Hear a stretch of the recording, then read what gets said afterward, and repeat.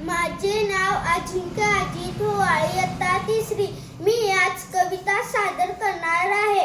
असाच फडकू दे तिरंगा, असाच फडकू दे. केशरी रंग दिसतो कसा